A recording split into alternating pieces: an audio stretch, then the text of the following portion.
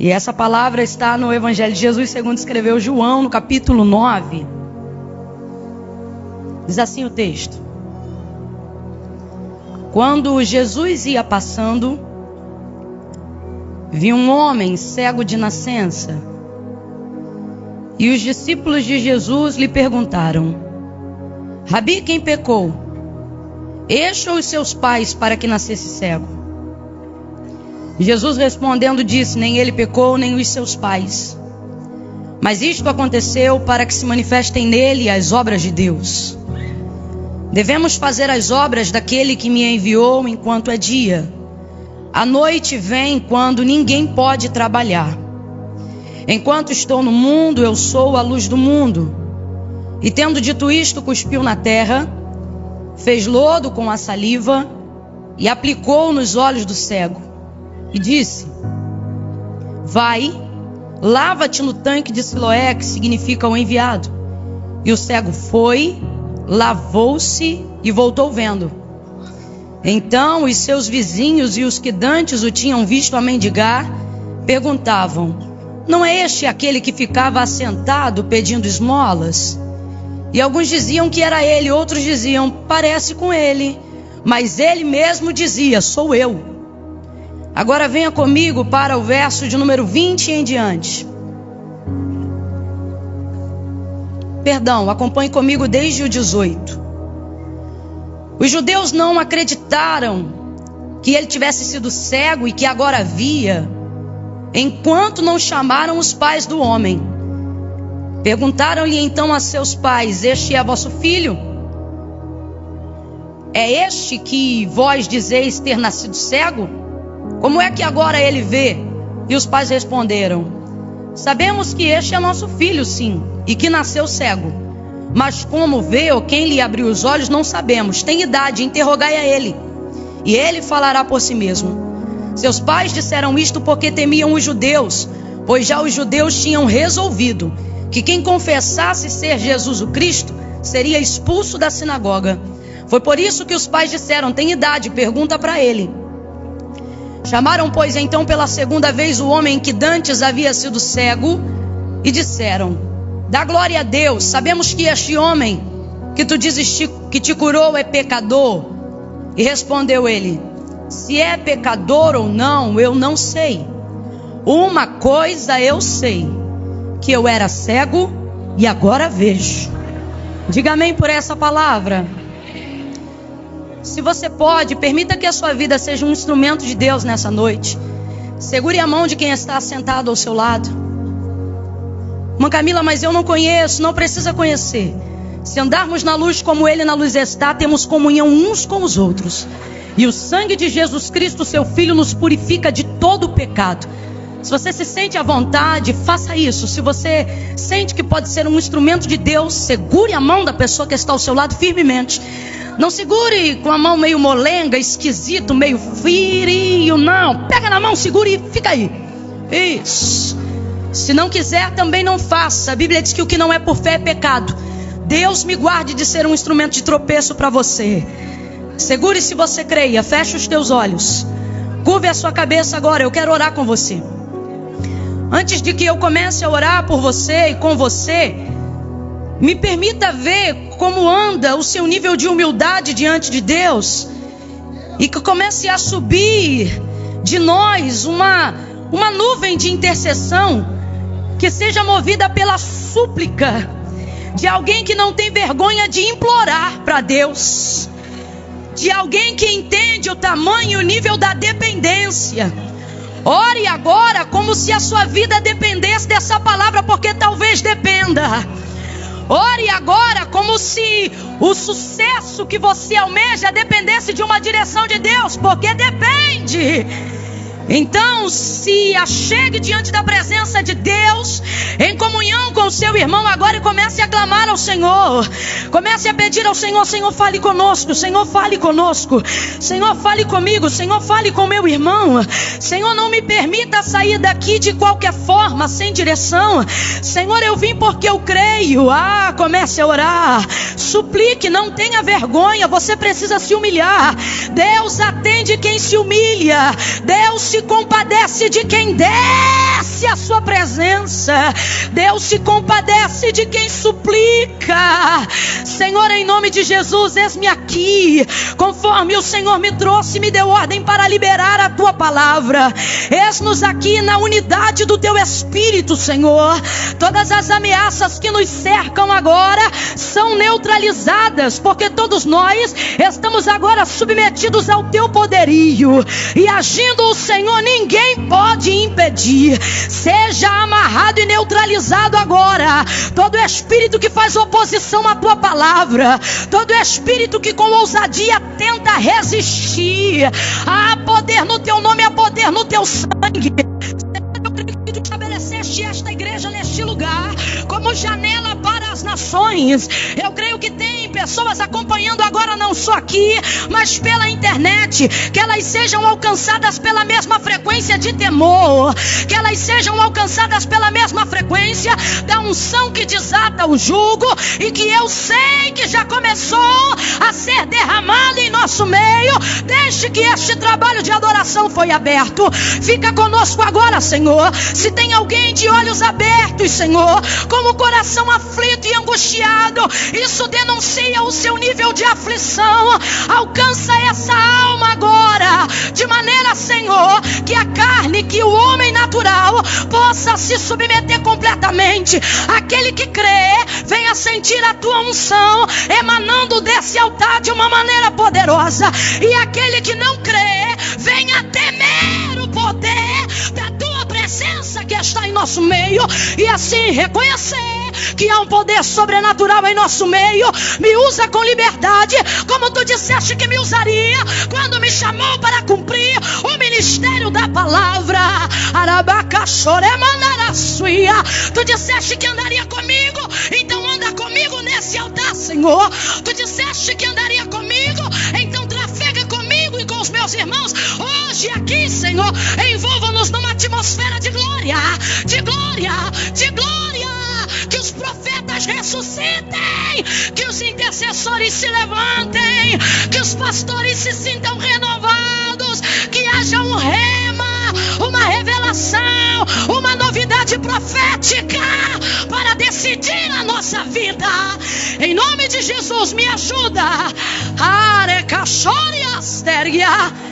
para que meus irmãos saiam daqui com decisões tomadas e acertadas. Em nome de Jesus, quem concorda, diga aleluia.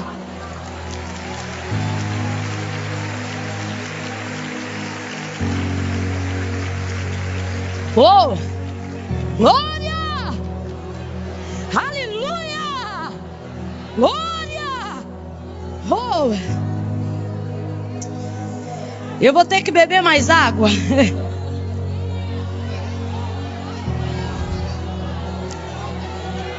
Não quebre essa atmosfera. Seja reverente a ela. Eu preciso beber água, mas sua boca está livre.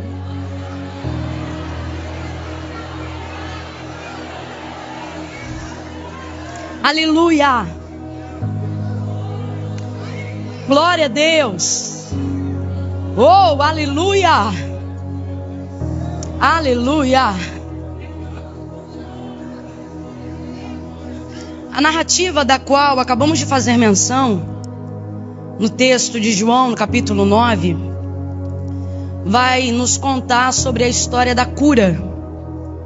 O milagre que Jesus realizou na vida de um homem que era cego de nascença. Ele tinha uma deficiência, e essa deficiência o acompanhava desde que ele estava no ventre da sua mãe. A narrativa é clara, o texto diz que o homem nasceu cego. Cego de nascença. Talvez você pense, o que eu tenho a ver com isso? Mas quando eu olhei para esse texto, o Senhor falou comigo, prega sobre ele, porque existem muitas deficiências que nasceram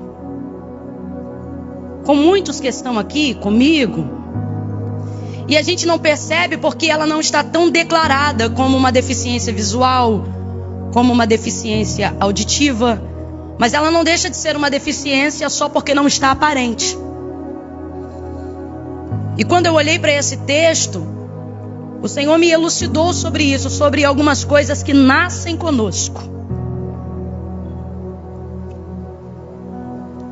Esse homem nasceu assim. Ele não fez nada para ser como ele está. Ele não fez nada, melhor dizendo, para estar como ele está. Ele nasceu assim.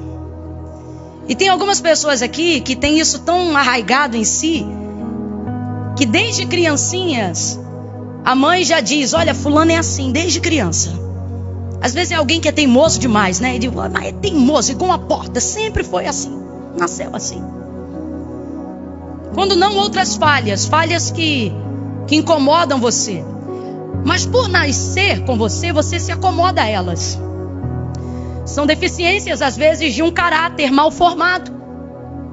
E a gente se acomoda a elas, porque uma coisa é uma pessoa adquirir uma deficiência depois de ter experimentado, por exemplo, como é viver sem ela. Imagine uma pessoa que ficou cego depois dos seus 30 anos. É muito mais difícil se adaptar.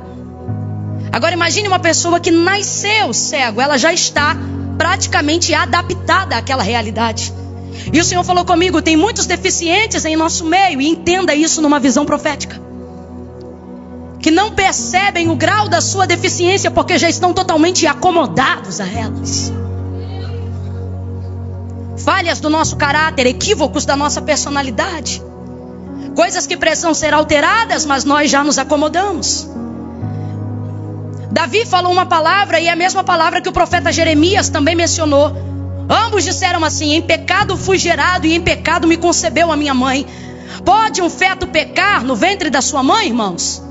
Não, não pode. Ele está falando sobre a sua natureza caída, sobre a sua natureza adâmica. O que ele está dizendo é, eu já fui contaminado, eu já nasci dessa maneira, com essa natureza caída por causa do que me aconteceu antes. Paulo também vai falar sobre isso quando escreve a carta aos Romanos, no capítulo de número 7. E ele vai dizer, porque o querer bem está em mim, mas eu não consigo efetuá-lo. O mal que eu não quero, o bem que eu quero, esse eu não faço. Mas o mal que eu não quero, esse eu faço. E o bem que eu quero, esse eu não consigo fazer. E aí ele vai dizer, miserável homem que sou, quem me livrará do corpo desta morte? Ele também está mencionando deficiências que ele sente que o impedem de viver uma vida plena em Deus. E olha que ele atingiu lugares altíssimos, ainda com essas deficiências. E por que, irmã Camila? Porque veja, o Deus falou isso também para o profeta Jeremias. Ele disse o seguinte, antes que te formasse no ventre eu te conheci. Antes de você ter contaminado, antes do mundo saber o que era pecado, eu já formava você. Eu vejo Deus estabelecendo princípios que não podem ser quebrados por causa das nossas deficiências. Eu vejo um Deus estabelecendo um plano de sucesso para a nossa vida que não será alterado por causa dessas deficiências. Por que, irmã Camila? Porque o Senhor visitará as áreas que nos impedem. Esse é o seu plano desde o início. Quando você observa a vida deste homem, você vai ver como Jesus trabalha na operação desse milagre. Olha o que o texto diz. Quando Jesus ia passando, viu um homem cego de nascença. A deficiência desse homem, neste caso, é uma cegueira visual. Por causa disso, os discípulos vão olhar e vão dizer, Rabi, quem pecou? Esse ou seus pais para que nascesse cego? Só falam daquilo que ele tem, só ressaltam a sua cegueira, só falam da sua deficiência. Rapaz, isso é tão complicado que mesmo depois que o homem já havia ido no tanque de Siloé e já tinha sido curado, a vizinhança que viu esse menino ser menino cego, neném cego, adolescente cego, adulto cego, tá vendo ele agora enxergando. E de vez de ficar espantado com a cura e com o milagre que foi alcançado, não, mesmo depois de vendo, mesmo depois de curado, a comunidade local, a sociedade só vai lembrar do que ele fazia. Vai dizer, não é esse o esmoleiro? Rapaz, o homem está curado. Viram ele na nascer cego, ser menino cego, adulto cego, e agora estão vendo ele enxergar e não conseguem ver o tamanho do milagre. Apenas olham para ele e dizem: não é este aquele que pedia esmola? Então veja, os discípulos só conseguem olhar para aquilo que ele tem, só falam da deficiência. Rabi, quem pecou esse ou seus pais para que nascesse cego? Só falam da deficiência, só falam daquilo que ele tem. Complete para mim, só falam daquilo que ele, só falam daquilo que ele, e a sociedade só fala daquilo que ele faz. Não é esse o que ficava sentado pedindo esmolas? Então veja, os discípulos só falam do que ele tem, a sociedade só o julga por aquilo que ele faz. Mas Jesus, dentro desse contexto, é o único que eu vejo aqui que não vai julgar aquilo que ele tem, não vai julgar aquilo que ele faz, mas antes de lidar com o que ele tem e antes de tratar do que ele faz, vai olhar para quem ele é. Quando você olha o verso 1 do capítulo 9, não está escrito assim: olha, quando Jesus ia passando viu um cego, quando Jesus ia passando viu um esmoleiro. Não, não, está escrito assim: quando Jesus ia passando viu um homem. Quando Jesus ia passando viu um homem. Eu não sei se você está entendendo, mas o Senhor te trouxe aqui para te dizer: eu não te vejo como o homem te vê, eu não te vejo como a sociedade te vê. O homem te julga pelo que você tem, a sociedade te olha por aquilo que você faz, mas eu sei quem você é, independente do que você tem e independente do que você faz. Jesus vai olhar a humanidade desse ser humano, desse sujeito. Jesus está vendo a sua humanidade, a sua fragilidade. Oh, ei, cara, sore machore barasuia. Talvez você diga: irmã Camila só está dizendo e viu um homem porque não era uma mulher. Não, não. A conotação do texto aponta para a humanidade. O que o Senhor está dizendo é: antes de que eu veja o que você tem e antes de que eu julgue o que você faz, eu sempre olho para quem você é. Porque para Jesus quem você é será sempre mais importante do que o que você tem e do que o que você pode fazer. Algumas pessoas estão achando que não vivenciarão um milagre por causa do que elas têm, por causa do que elas fazem. Jesus está dizendo: o meu olhar sobre você não está baseado no que você tem nem o que você faz. Antes, eu não estou dizendo que Jesus não vai cuidar dessas coisas, mas eu vim aqui te mostrar qual é a prioridade de Jesus quando ele olha para você. Nem o que ele tem, nem o que ele faz. Primeiro Jesus vai olhar para quem ele... Falar bem rasgado para todo mundo entender. Você olha e vê uma prostituta, Jesus olha e vê uma mulher antes da prostituta. Você olha e vê um viciado em crack, antes de você olhar um menino viciado em crack, Jesus olha o menino que está por trás do crack. Jesus sabe quem a gente é, meus irmãos. Quando você olha para o capítulo 1 do livro de Jó, você vai ver Deus dando testemunho de Jó a Satanás. Deus não vai falar sobre nada do que Jó tem. Deus não vai falar de nada do que Jó faz. No auge da sua dor, quando ele já está com cacos de telha coçando as suas úlceras que atravessavam a sua pele, ele vai fazer menção, ele vai se lembrar de quando ele chegava na sua cidade, como ele era ovacionado pelos seus conhecidos, pelos seus vizinhos. Já vai fazer menção de sentar em uma cadeira e cada um segurar a ponta de uma cadeira e levantar a cadeira para o alto. O texto não vai dizer o que eles diziam, mas tudo leva a crer que o honravam por aquilo que ele tinha e por aquilo que ele fazia. Eu imagino que provavelmente diziam: Jó, o homem dos melhores banquetes, Jó, o dono das maiores festas, Jó, o homem mais rico da terra de Uz, Jó, o maior filósofo de todos os tempos, Jó, poderoso em sabedoria, grande em conhecimento, Jó, o homem dos 1000 camelos, Jó, o homem das muitas ovelhas, Jó, Jó. Aí vai Deus dar testemunho de Jó a Satanás. E veja como o prisma de Deus é totalmente diferente do prisma do mundo. Vai Deus dar testemunho de Jó a Satanás e vai dizer: tens tu visto meu servo Jó? Não há nesta terra homem. Você sabe quando temos necessidade de ostentar títulos? Quando a nossa humanidade não é transformada de verdade. Não há nesta terra homem reto, íntegro, sincero, temente a Deus e desviado do mal como meu servo Jó. O Senhor vai usar 5 características. Ele não fala do que Jó tem, não fala do que Jó faz, mas usa 5 atributos para destacar quem ele é: reto, íntegro, sincero, temente a Deus e desviado do mal. Veja, Deus não está espantado com o que Jó tem. Deixa eu falar para você, Deus não fica impactado com nada do que você tem. Tudo que você tem antes de chegar na sua mão passou pela mão de Deus. Deus não está nem aí para o que você tem. Deus também não fica assustado com aquilo que você deixa de ter e pensa que não pode ser porque não pode ter. Isso é a sua visão, não é a visão de Deus. Deixe-me falar algo aqui para quem acha que eu só estou falando para os ricos que têm, mas não, estou falando também para quem acha que humildade é miséria e pensa: eu não posso ser porque eu não tenho. O Senhor está dizendo: eu não tenho problema com o fato de você não ter, porque eu tenho tudo e posso te oferecer tudo o que eu quiser. Então não é o que você tem ou o que você deixa de ter. E a minha capacidade em fazer, na maioria das vezes, a nossa capacidade em fazer está baseada na nossa capacidade de ter. Alguém faz o quanto tem, mas quando Deus desclassifica o que tem, também desclassifica o potencial em fazer. Está dizendo: não é o que você tem, não é o que você faz. Aí ele usa 5 características para poder dizer quem Jó é. Porque Deus não se espanta com o que a gente tem. Deus não fica maravilhado com o que a gente faz. A capacidade vem dele. Mas Deus volta o seu olhar para quem não tem medo de revelar quem é.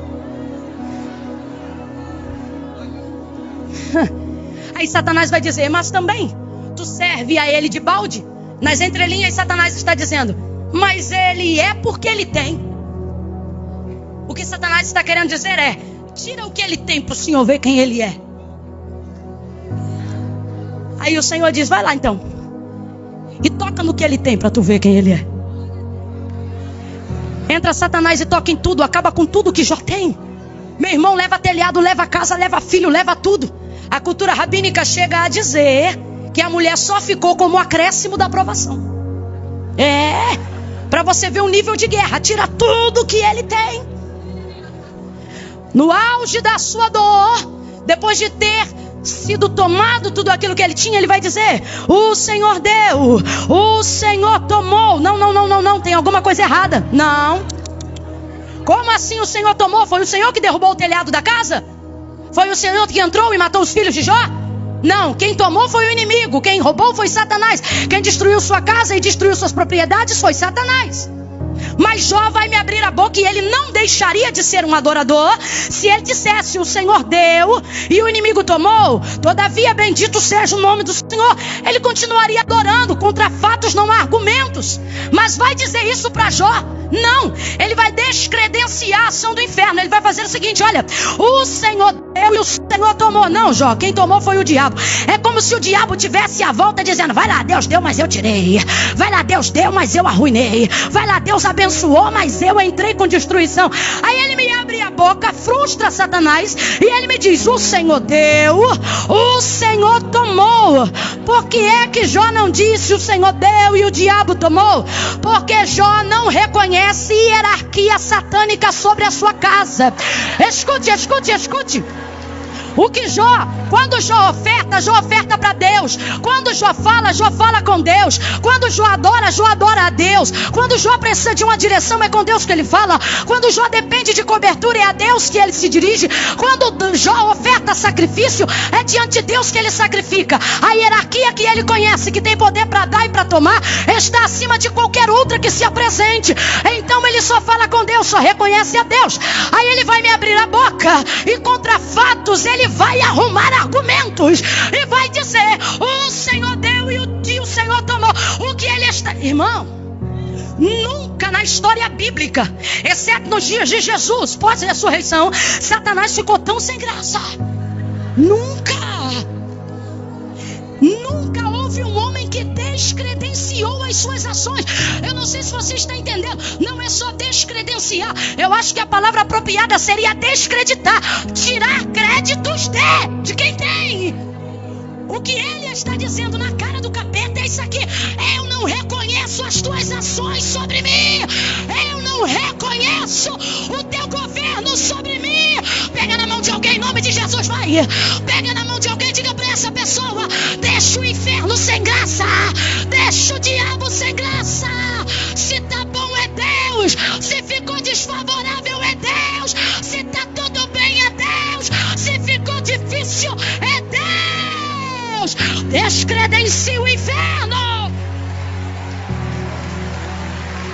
Oh, aleluia! Oh, aleluia! Nós, e eu não vou deixar ninguém de fora dessa, nós temos o costume de, quando a coisa aperta, dizer: rapaz, o diabo está furioso. Quando não, a gente diz: olha, o diabo entrou, olha, o diabo usou, olha, o diabo isso, o diabo aquilo, e ele é. Só para você entender, nós temos que ter a perspectiva de Jó. Jó, por exemplo, se bate o carro, ele não diz Satanás. Jó, por exemplo, se bate o carro, ele diz: Deus está decidido em provar minha fidelidade. Se a porta fecha, ele não diz: o diabo entrou. Se a porta fecha, ele diz: Deus quer saber se eu sou crente mesmo. Está entendendo? Capítulo 42, Deus restitui em dobro tudo que antes Jó tinha. Isso já é uma outra coisa maravilhosa. Isso fala sobre superar a si mesmo. Antes já não tinha ninguém mais rico que ele. Deus está dizendo: te provei para te deixar mais rico do que tu já era. Agora entenda a profundidade disso, porque eu não estou falando de grana, não estou falando de matéria. Estou dizendo que Deus está dizendo: eu vou te provar. Não é para superar ninguém, é para superar seus próprios limites. Quando chega no capítulo 42, Deus restitui e dá em dobro tudo que antes ele tinha. É Deus respondendo ao inferno, é Deus respondendo aos seus servos, é Deus falando conosco aqui nessa noite, usando a vida de Jó para tal, para dizer: olha, se tu ficar preocupado com o que você tem e basear quem você é no que você tem, você será sempre menor do que você pode ser. Porque uma vida que baseia o ser no ter é uma vida volátil, oscilante, vulnerável, frágil, miserável. Você é enquanto você tem, aí se deixa de ter, também deixa de miserável. É. Você acha que você é enquanto você faz, aí deixa de fazer e pensa: eu não sou mais capaz. O Senhor está dizendo: miserável, porque você acha que você só é porque você faz.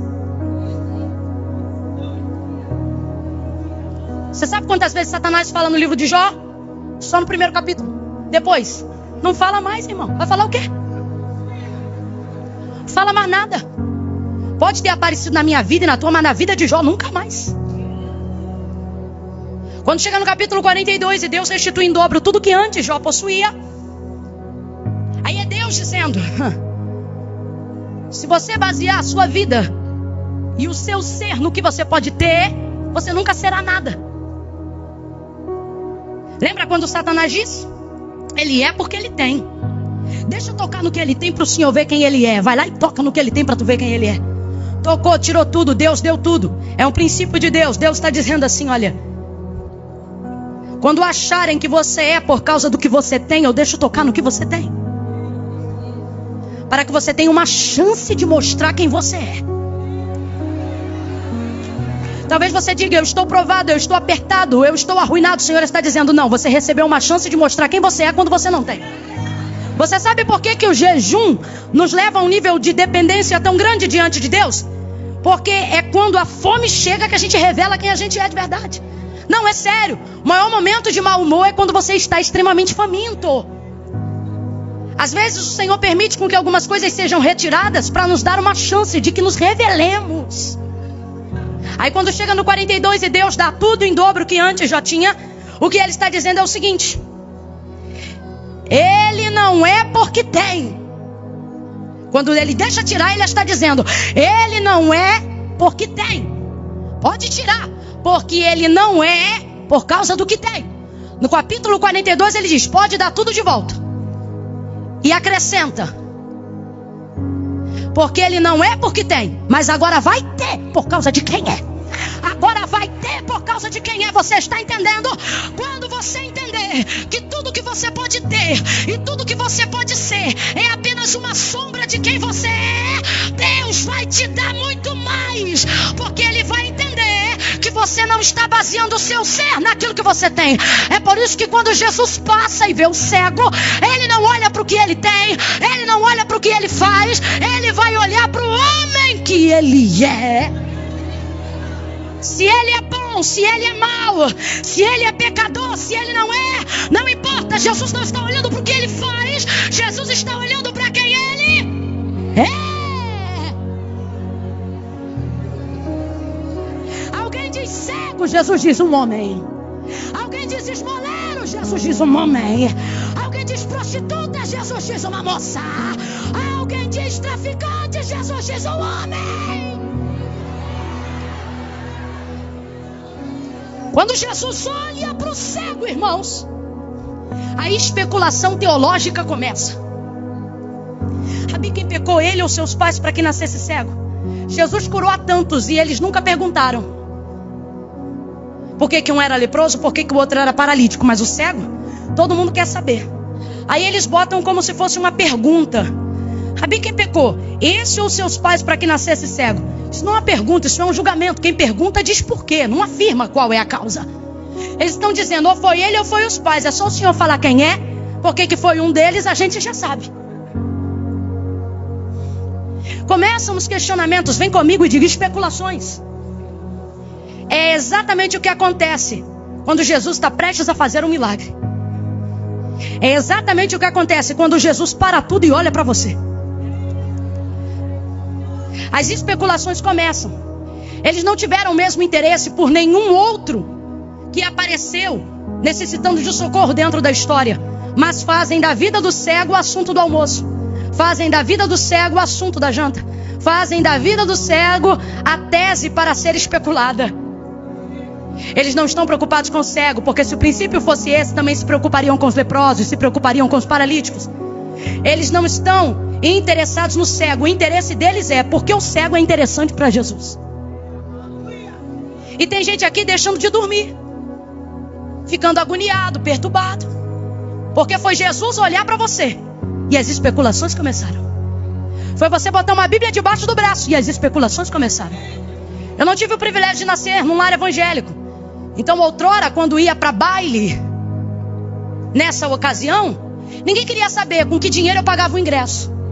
E se ficasse assentada numa roda onde a gente bebia, ninguém queria saber com que dinheiro se pagava aquilo que estava bebendo. Você andava na rua pra cima, pra baixo, ninguém queria saber se era teu namorado, teu amante, teu colega, teu irmão, teu vizinho. Problema. Tu bota uma Bíblia, atrai o olhar de Jesus e todo mundo quer saber, mas tá botando dinheiro do carro com o quê? Foi eu viver pra Cristo e de um tempo pra cá querem saber, mas mora lá por quê? Paga com o quê? Com o que tá abastecendo o carro? Mas por que tem esse carro? E mora nessa casa por quê? E como é que tá viajando? E aonde que é isso? E aonde que é aquilo? Aí se você anda com o irmão, alguém, mas será que é marido, é namorado, é amante, é o quê? Tem que ficar de olho, hein? Tem que saber o que é. De repente começam as especulações e a gente vai parando de dormir, vai ficando agoniado. E Jesus estava dizendo, e Jesus está dizendo para nós hoje aqui, era para você estar dormindo melhor. Porque quando eu não te olhava, tu já caminhava. Quando eu não te olhava, tu já vivia. Quando eu não te olhava, tu já dormia. Agora que chegou o tempo de eu despertar os meus interesses sobre você, as especulações começaram e você está ficando sem comer por causa do que andam dizendo. Está ficando sem dormir por causa do que andam falando. Está ficando perturbado por causa de uma indireta que jogaram de um troço que você está vivendo. E fica agoniado. Jesus está dizendo, era para estar dando culto de ações de graça. Era para estar oferecendo sacrifício de louvor. Porque quando eu não te olhava, ninguém te olhava. Sabe por quê? Tua vida não era interessante. Agora eles querem saber por que eu olhei para você. Mas eles nunca vão entender. As pessoas especulam porque elas querem entender. Por quê? Por quê? Mas de onde? E como é que foi isso? Mas elas não vão entender porque não tem a capacidade de olhar como Jesus. A sociedade só te julga pelo que você tem. A comunidade local te avalia pelo que você faz. Jesus está dizendo, ninguém vai entender porque eu não te olho como eles te olham. Ninguém vai entender porque eu não te vi como eles te veem. Ninguém vai entender. E as especulações começam. Eu não sei para quem, mas Deus trouxe algumas famílias hoje aqui para dizer: vai dormir. Para de bater boca em comentário de rede social. Para de se ofender com indireta. Ter o privilégio de alguém falando da sua vida mais do que a dele própria é ter o privilégio de entender que a tua vida é mais interessante do que a dele. Porque Jesus te viu. Anime alguém aí e diga: Jesus te viu. Diga: Jesus te viu. Adore porque querem saber, porque Jesus te viu. Só falam porque Jesus te viu. Eles querem saber. Que interesse Jesus tem nele? É para nos ensinar se o pai pecou ou se quem pecou foi ele. Veja como eles limitam a operação do milagre. Rabi, ou foi ele ou foi os pais. Eles estão dizendo ou A ou B. Eles estão limitando o milagre, a operação de Jesus na vida daquele cego. Ou é desse jeito ou é desse jeito. Ou é assim ou é assado. Eu até entendo quando a sociedade, quando vem de fora e alguém limita dizendo: é porque ele é assim porque o pai era, e a mãe é assim e ele vai ser assim também. É porque só tem dois caminhos, ou vai ser desse jeito ou vai ser desse jeito. Eu até entendo quando vem de fora, mas muito mais me incomoda. Jesus está mandando eu falar sobre isso. Quando não vem de fora, vem de você. Aí me incomoda muito mais. Porque eles não podem impedir, mas você pode tolir o que Deus está prestes a fazer.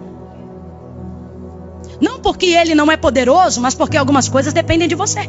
É necessário que aquele que se aproxima de Deus creia que ele existe, que é galardoador daqueles que o buscam. Quando você começa a limitar, aí eu começo a me preocupar. João 4. Houve uma mulher também, a samaritana, no poço de Jacó. Não veio de fora, veio dela. Ela limitou o que Jesus queria fazer naquela hora. Ele diz assim: traze-me aqui o teu marido. Eu não tenho marido. Tu disseste com verdade, porque tu já tiveste 5. E o 6º que tu está agora não é teu marido. Aí ela diz: mas aonde é que deve se entregar oferta? Onde é que se deve adorar? Aí quando a gente olha, a gente pensa assim: a mulher ficou sem graça e está fugindo do assunto. Acabou de reconhecer que está diante de um profeta e o seu pecado foi revelado. Mas não, ela não está fugindo da conversa. É só você entender a cultura. Ela está entrando mais na conversa. É tão tremendo porque Jesus acabou de dizer: traz aqui o teu marido. E ele sabe ou não sabe que ela não tem marido? Ele sabe. Mas ele dá a ela uma chance de confessar. Quando ela diz: eu não tenho, ele diz: tu disseste bem. Aí eu te pergunto: é bonito dizer que você está com um homem que não é teu? Não é? Mas Jesus não se ausenta da conversa. Por quê? Jesus não procura beleza. Jesus não está procurando os experts da ética. Jesus não está procurando os profissionais da moral. Jesus está procurando quem tem coragem de falar a verdade. Jesus tem muito mais prazer em conversar com um vacilão verdadeiro do que com um hipócrita que prega moral. Escute, escute. Aí ele diz: ele diz: tu disseste com verdade, tu disseste bem. Aí ela diz: mas aonde é que se deve adorar? No templo ou no monte? Ela não está fugindo da conversa, ela está entrando. O que ela está dizendo nas entrelinhas é isso aqui: aonde eu levo oferta para expiação desse pecado? No templo ou no monte?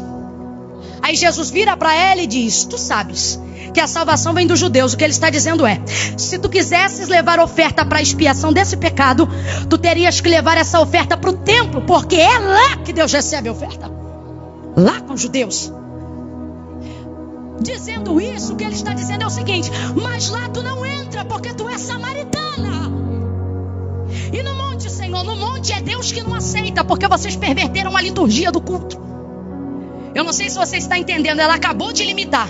Ela está dizendo: eu recebo perdão no templo ou no monte. Aí Jesus diz: pegou para você, porque você limitou.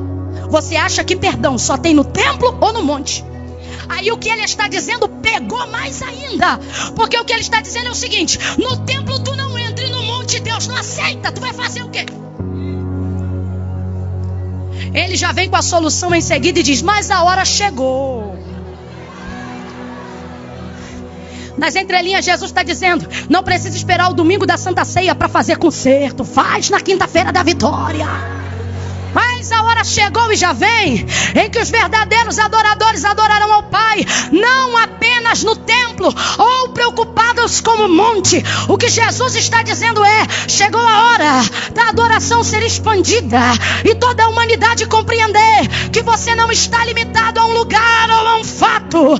Aí ele diz assim: a hora chegou, já vem e fala contigo agora. O que ele está dizendo é: quem faz a hora sou eu, e quem libera perdão para você agora sou eu. Seja perdoada. Mas antes do milagre, antes da operação, ela vai limitar, dizendo: no templo ou no monte. Sabe o que é isso? Mania de trazer Deus para o seu mundinho. Mania de trazer Deus para a sua cultura local. Mania de colocar Deus dentro de uma caixinha. Deixa eu te falar, tira ele de lá, ele não cabe lá dentro. Tira Jesus dessa caixinha que você formatou hoje. Você diz: Senhor, faz aqui, faz aqui, faz aqui.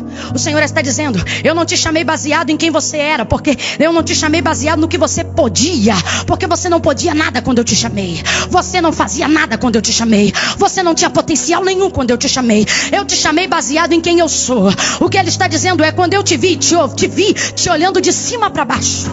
Quando eu te vi te olhando daqui para aí. Por que agora você quer conversar e quer me obrigar a vir daqui para cá?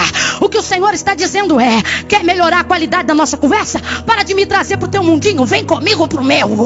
Vem comigo pro meu. Jesus está transportando esta mulher para uma atmosfera de graça que ainda não é conhecida. Ele está dizendo: as suas opções não são só o templo ou o monte, menina. Agora deixa eu falar para quem está aqui: Pedro, Joana, Maria, Josefina, sei lá qual é seu nome. Você entrou hoje aqui limitando o poder de Deus por causa das suas circunstâncias, por causa das suas deficiências. Antes de estar aqui onde eu estou agora, apresentei algumas desculpas para Deus. Ontem, por exemplo, muito triste e angustiada por causa de algo que me ocorreu e eu não fui bem sucedida. Frustrei-me em oração. Eu disse: Senhor, me perdoe, porque tu sabes que eu não tenho competência para isso. Eu usei essa expressão. E o Senhor falou comigo: tu estás onde está por causa da tua competência? Eu disse: não. Ele disse: não te chamei pelo teu grau de competência, te chamei por causa do teu nível de obediência. O Senhor falou comigo: não te preocupe com a tua competência, te preocupe com o teu nível de obediência diante de mim. Limitamos Deus por causa das nossas circunstâncias. Deixa eu falar bem rasgado para a gente terminar. Você entrou aqui dizendo: Senhor, olha a oração do limitado. Senhor, porque tu faz alguma coisa, ou vai embora ela ou vai embora eu.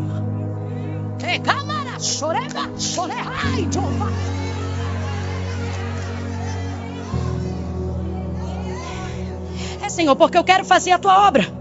Mas ou o Senhor me dá um salário digno e eu faço a tua obra, ou o Senhor abençoa a minha vida espiritual para que eu seja remunerado e assim eu possa largar o trabalho. Teu papo com Deus é esse, ou uma coisa ou outra. Ele está trazendo Deus para tua caixinha. Ou é aqui ou ali. Senhor, porque ou tu abre o empréstimo no banco, ou eu vou ter que falar com a agiota. Limitando o poder de Deus por causa das suas circunstâncias, trazendo Deus para o seu mundinho.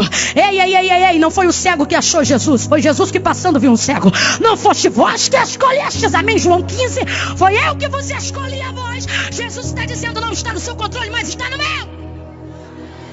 Senhor, porque ou sai ele ou sai eu. Jesus, quando eu olhei para a mensagem, ele disse: diga à minha igreja que eu sou a terceira alternativa. Eu disse: Senhor, não tem, só tem duas, ou é ele ou os pais, ou é o templo ou é o monte. Jesus disse: pois é, diga que eu sou a opção surpresa. Qual? Aquela que ele não cogitou, aquela que ela não pensou. Sabe aquele profeta que revela tudo quando você precisa? Fala que eu não contei para aquele profeta, contei para um que ele não conhece. Sabe Sabe aquela irmã que tem os sonhos de interpretação e que de vez em quando você procura para interpretar? Tua vida está branca para ela, porque o Senhor está dizendo: eu tenho uma opção surpresa, uma opção desconhecida.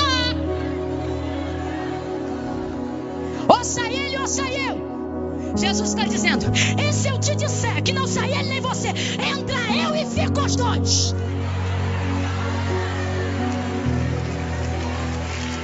Só para você entender. Libera a palavra profética, irmão. Libera a palavra de fé. Pega na mão de dois aí e diga para ele: Deus manda te dizer. Isso é profético. Eu estou debaixo de uma palavra profética.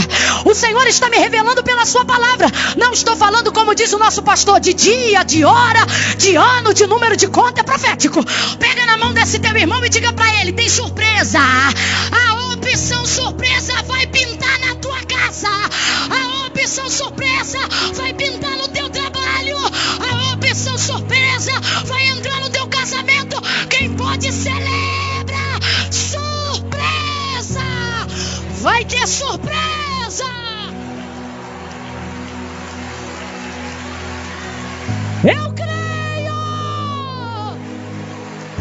O telefone vai tocar! Eu creio! A porta vai se abrir! Eu creio!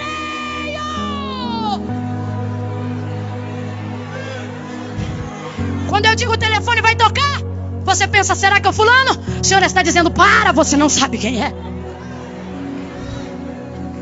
Quando eu digo a porta vai abrir, você pensa: será que é lá que eu estou vestibulando, estudando há um ano? O Senhor está dizendo: para, não virá por onde você espera, porque eu não vou estragar a surpresa. Eu estou sentindo uma graça de Deus tão grande aqui. E tendo dito isto, nem ele nem os pais, isto aconteceu para que se manifeste nele as obras de Deus. Tendo dito isto, cuspiu, fez lodo com a saliva. Numa versão mais apropriada, fez lama. Abre a boca, diga lama. Lama tem um poder de exposição muito grande. O Senhor agora vai pegar a lama e vai colocar apenas na região dos olhos, porque é a área da deficiência dele. Eu não sei qual é a sua, mas a sua proximidade com Jesus há de revelar a área da sua deficiência. Se ainda não revelou, é porque você ainda não chegou perto o bastante. Se tem uma coisa que revela defeito, é proximidade. Sabe por que eu sou amada por muitos? Porque eles me conhecem pouco. Proximidade revela defeito. Quando Jesus chegar perto, a área da deficiência será declarada pela lama. Talvez você diga: irmã Camila, eu estou aqui nesse culto agora e eu me sinto muito mal por causa dos meus pecados. Eu quase fui embora e nem fiquei, porque eu me sinto tão sujo, tão suja. O Senhor está dizendo: como você se sente momentaneamente, denuncia que eu estou bem perto. Então não vá embora agora, porque quem joga lama também diz onde fica o tanque. Quem joga lama também fala onde tem água. Quem faz a ferida também tem poder de curar. Eu não sei se você está entendendo, mas o Senhor te trouxe aqui para dizer: eu conheço a área da tua fraqueza, eu conheço as tuas desculpas repetidas. Hoje eu vim para apontar em cima delas, mas eu não vou te deixar sujo. Eu vou te dar uma direção que vai trazer a purificação, que vai trazer a santidade, que vai trazer a transformação. Deus está botando na minha boca agora uma palavra: receba. Levante a sua mão e receba. Deus está dizendo: ciclos de frustração que você carrega há anos serão quebrados com a direção que Jesus está te dando agora, com a direção do tanque que Jesus está te apontando agora. Quando ele joga a lama, ele diz: vai no tanque de Siloé. O homem vai e se lava, e ele começa a enxergar. Eu tenho uma ideia e uma aplicação sobre o texto e não consigo me calar diante do que acredito. Quem cura? A água do tanque ou o toque de Cristo?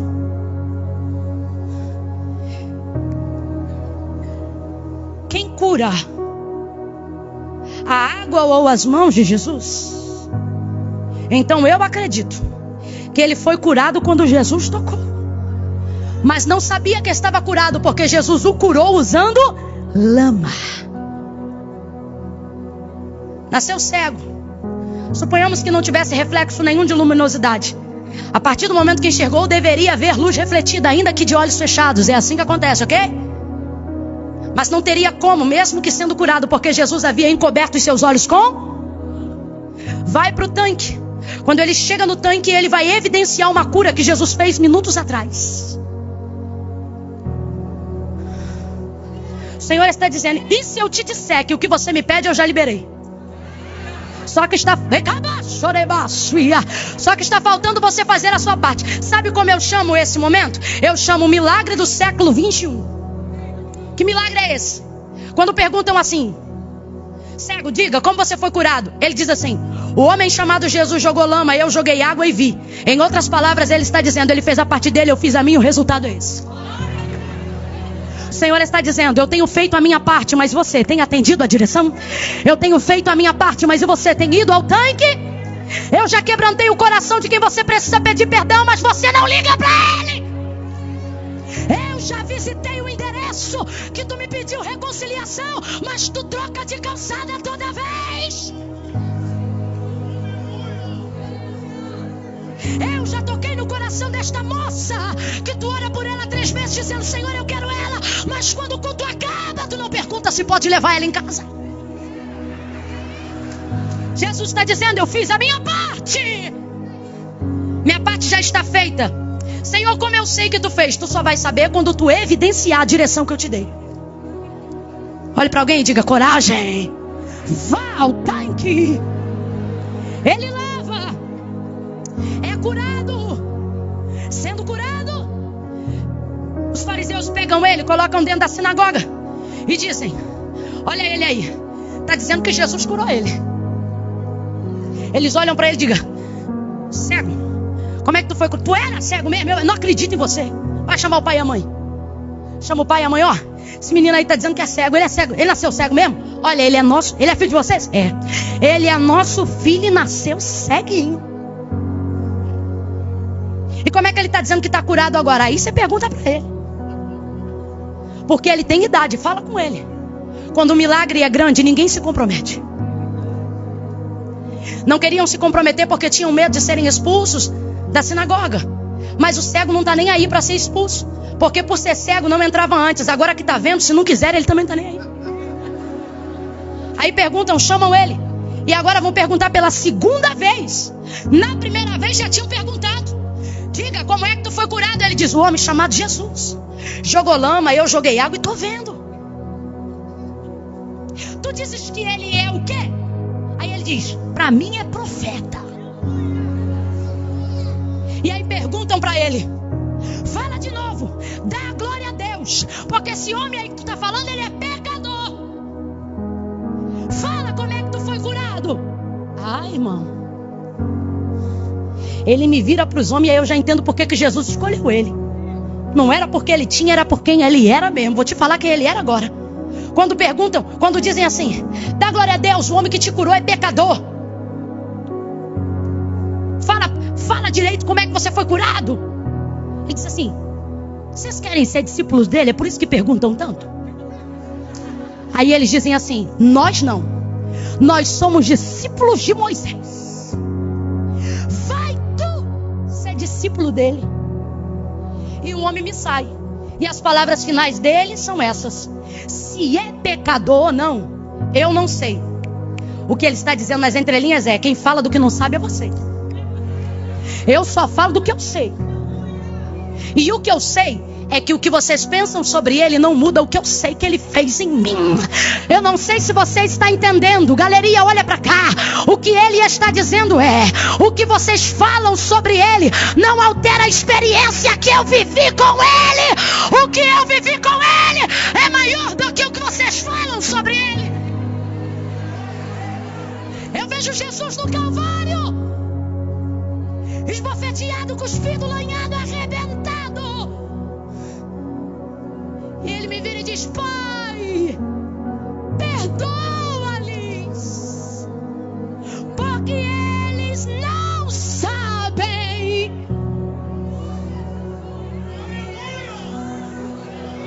O ex-cego deu um show de ética para os príncipes.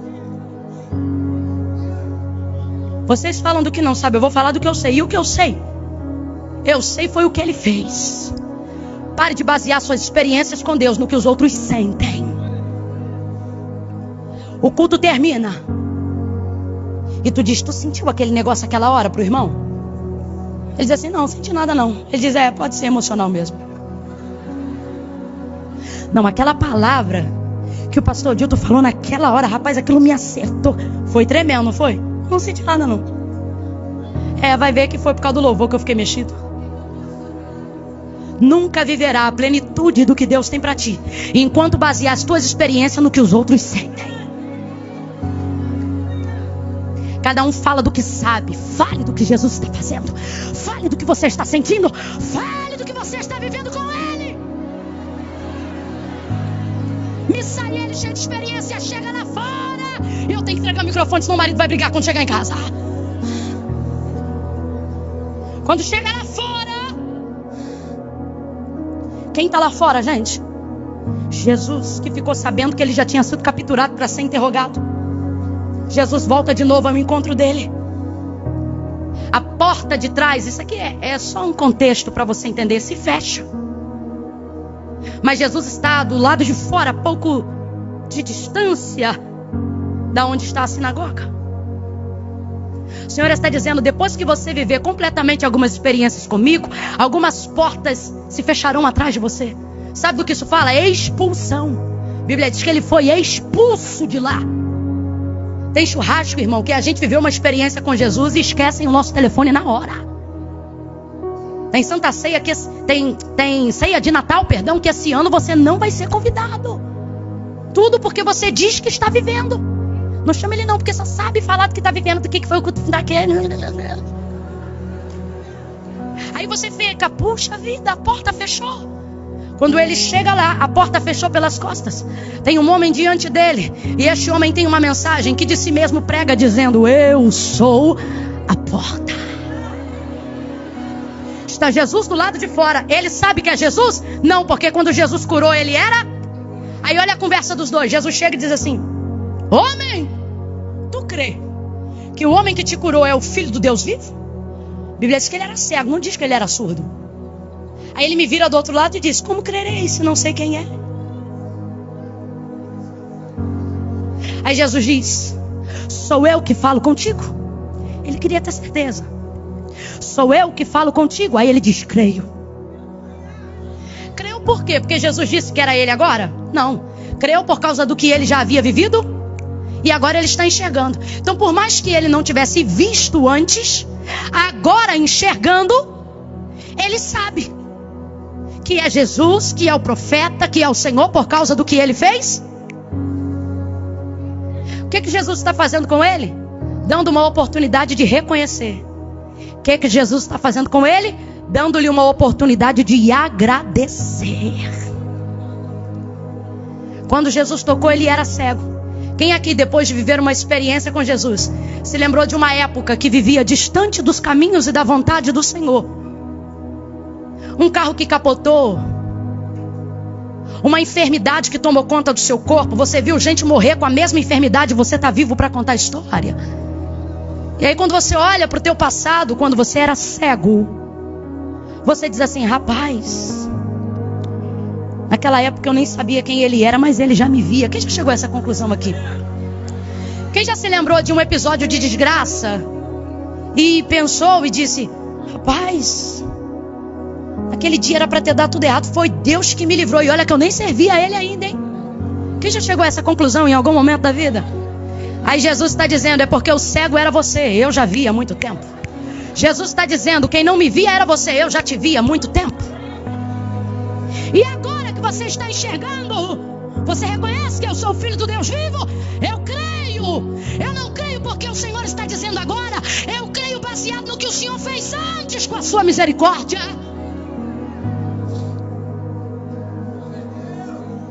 Jesus está dizendo: naquela viela, quando o tiro comeu solto, eu te livrei.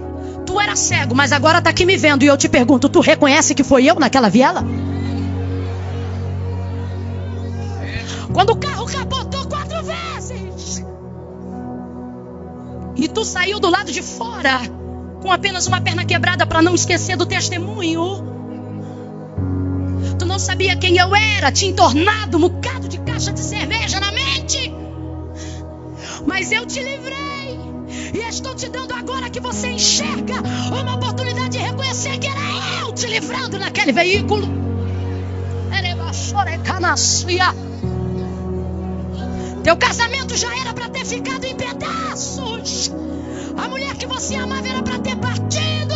O homem que você queria ia se despedir com uma adúltera. Mas eu entrei, mexi, trabalhei. E hoje estamos dois aqui para glorificar o meu nome. Agora eu te pergunto, baseado no que eu fiz antes, tu reconhece agora que eu já te via, que eu já te sondava, que eu te protegia, que eu te amava, que eu preparava um plano para você? Fica de pé, igreja linda de Jesus.